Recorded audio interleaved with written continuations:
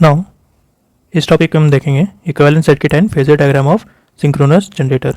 तो ये हमारा इक्विवेलेंट डायग्राम है। इसमें एक्सएआर क्या है, that is inductance due to armature reaction, और ये तुम्हारा armature impedance value. XAR plus XS, XA को हम क्या लिखते थे, synchronous impedance XS. Okay, so इसको हम इस फॉर्म में भी लिख सकते हैं। अगर सिंक्रोनस जनरेटर की बात करें तो इसका इक्वेशन क्या हो जाएगा, this will be EF is equal to VT plus IA RA plus IA XS। Now हम सबसे पहला कंडीशन लेंगे जब करंट लैग कर रहा है, that is lagging power factor cos phi। Okay, तो अगर हम लैगिंग कंडीशन लेंगे तो यहाँ पे देखो 2 पॉइंट याद रखना। सबसे पहले तो हम टर्मिनल वोल्टेज को हम रेफरेंस मानते हैं,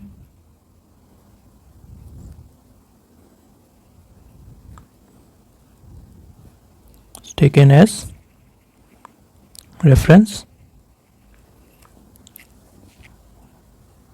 and IA lag VT by phi. तो इसको हम प्लॉट कैसे करेंगे, VT को हम रेफरेंस लिए हैं,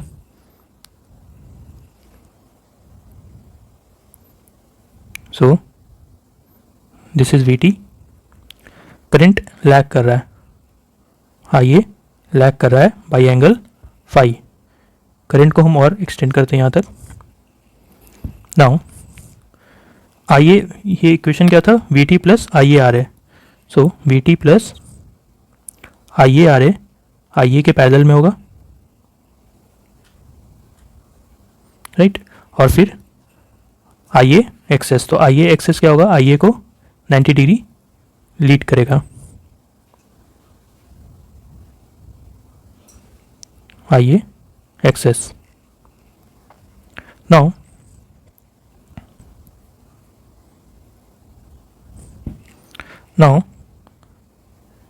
VT plus IARA plus IA XS क्या बनाता है, EF, right.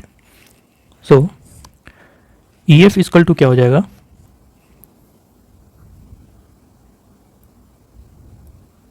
Now EF equal to क्या हो जाएगा, that is EF square is equal to, देखो ये कैसा हो गया, ये एक राइट एंगल ट्रायंगल है, राइट।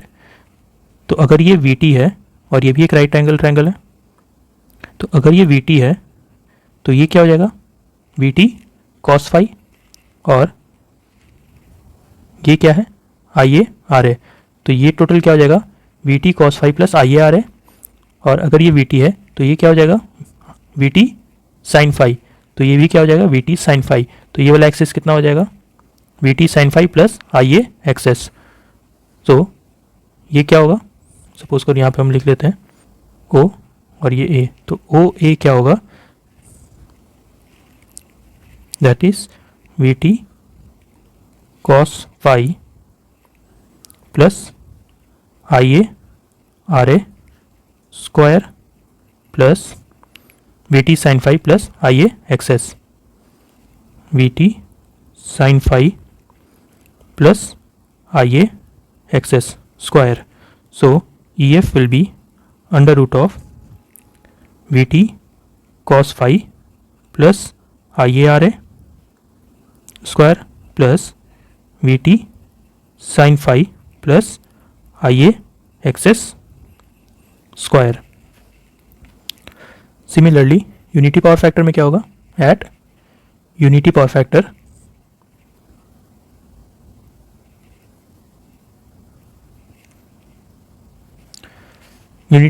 में cos phi का वैल्यू क्या हो जाएगा, 1।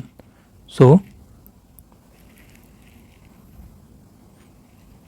VT इसी डायरेक्शन में रहेगा और IA भी इसी डायरेक्शन में रहेगा। IARA IA के डायरेक्शन में होगा और IA XS IA को 90 डिग्री लीड करेगा।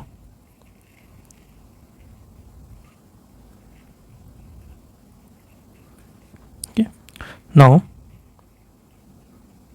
ये बनेगा E F. So E F equal to क्या हो जाएगा, the angle between V T and E F is delta. यहाँ पे डेल्टा क्या होता है, that is torque angle. So E F equal to क्या होगा, that is under root of V T plus I A R A का whole square plus I A XS का whole square. Similarly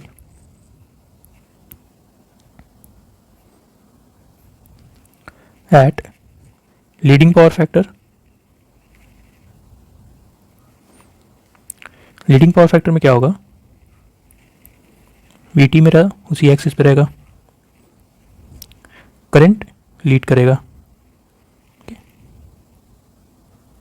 तो थोड़ा extend कर देते हैं।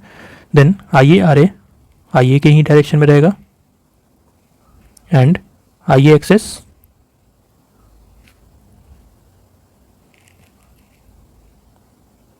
आई ए को 90 डिग्री लीड करेगा।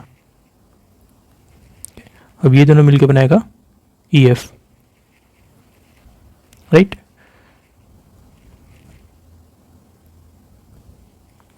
नाउ यहां पे ई एफ इक्वल टू कितना होगा, तो देखो आई ए एक्सेस आई ए को 90 डिग्री लीड किया है, तो इन दोनों के बीच का एंगल क्या होगा, 90 डिग्री। और हम इसी के पैरेलल इसको प्लॉट करते हैं। ओके, तो देखो ये आई ए एक्सेस जो है वो आई ए आर ए को 90 डिग्री लीड किया, तो इसको भी आई ए आर ए क्या है, इसके पैरेलल है, तो ये भी क्या करेगा, इसको 90 डिग्री पे इंटरसेक्ट करेगा यहाँ पे। नाउ इसी के पैरेलल हम ये वाला लाइन बनाया है। ओके, सो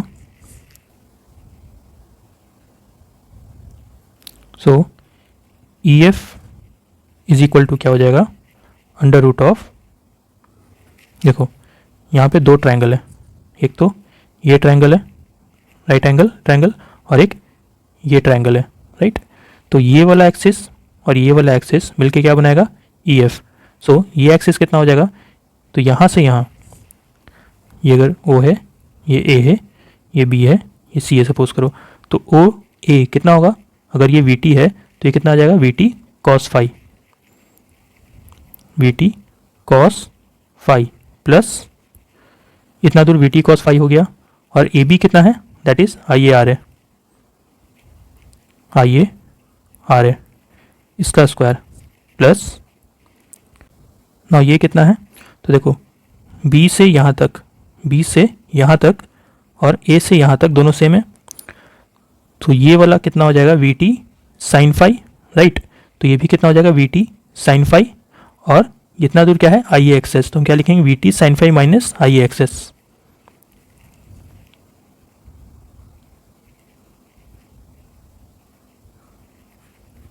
ये इसका स्क्वायर हो जाएगा।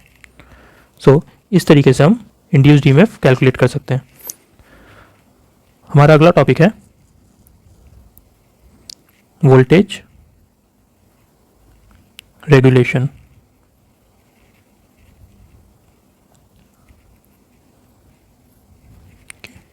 तो सबसे पहले वोल्टेज रेगुलेशन किसको कहते हैं,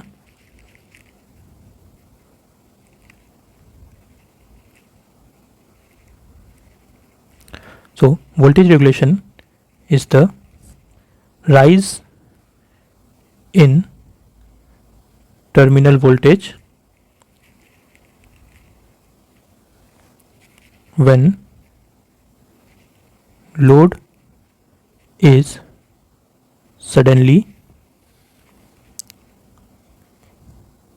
thrown off or reduced to zero from, कहाँ से, full loaded rated value. Okay, from fully loaded rated value. So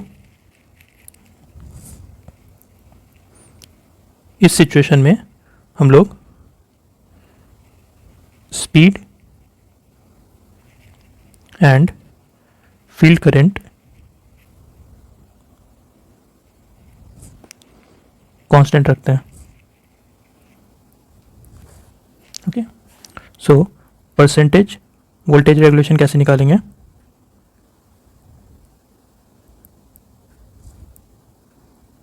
that is EF minus VT divided by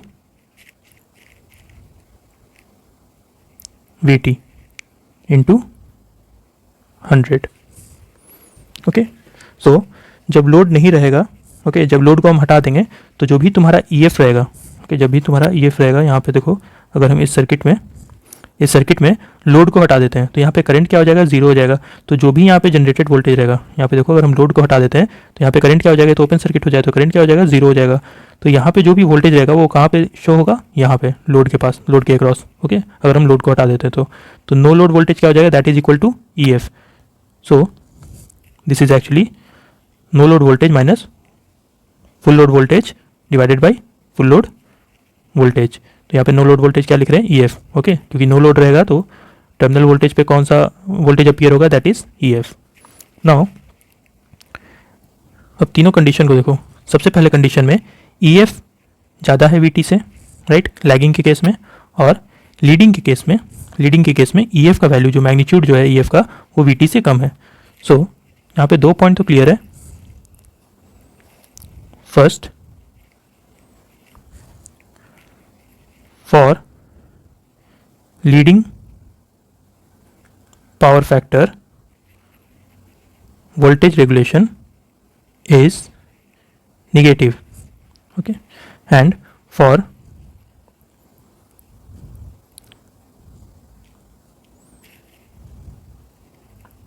lagging power factor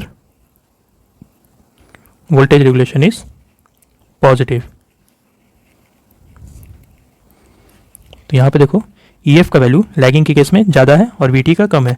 तो अगर EF का value, यहाँ पे EF का value ज़्यादा होगा और VT का कम होगा तो क्या होगा? ये वोल्टेज रेगुलेशन कैसा आएगा? पॉजिटिव होगा. लीडिंग के केस में क्या हो जा रहा है? Magnitude of EF is less than VT. So if magnitude is of EF is less than magnitude of VT, then voltage regulation will be negative. Okay, लेकिन एक्चुअली में यहाँ देखा जाए तो कुछ लीडिंग पावर फैक्टर तक, एकदम यूनिटी पे नहीं, यूनिटी पे रहेगा तो ऑब्वियसली बात है EF थोड़ा सा ज़्यादा होगा VT के, मतलब अप्रॉक्सीमेटली इक्वल होगा. EF थोड़ा सा ज़्यादा होगा VT के, लेकिन उसको और थोड़ा लीड करेंगे. अगर हम पावर फैक्टर को थोड़ा सा और लीड करते हैं तो यहाँ पे क्या हो जाएगा? EF will be equal to VT. तो जब EF इक्वल टू VT हो जाएगा तो उस वक्त हमको वोल्टेज रेगुलेशन क्या आएगा? जीरो आएगा, राइट. तो for a certain leading power factor,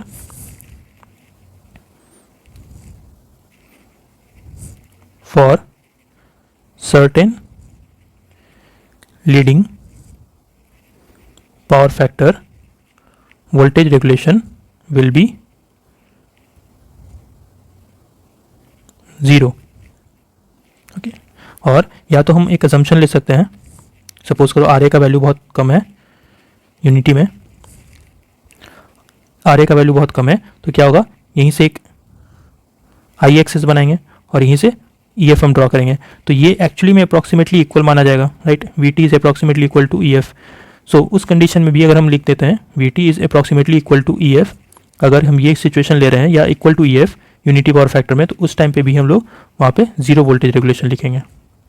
okay, so if VT is approximately equal to EF, then also it will be, voltage regulation will be approximately equal to 0.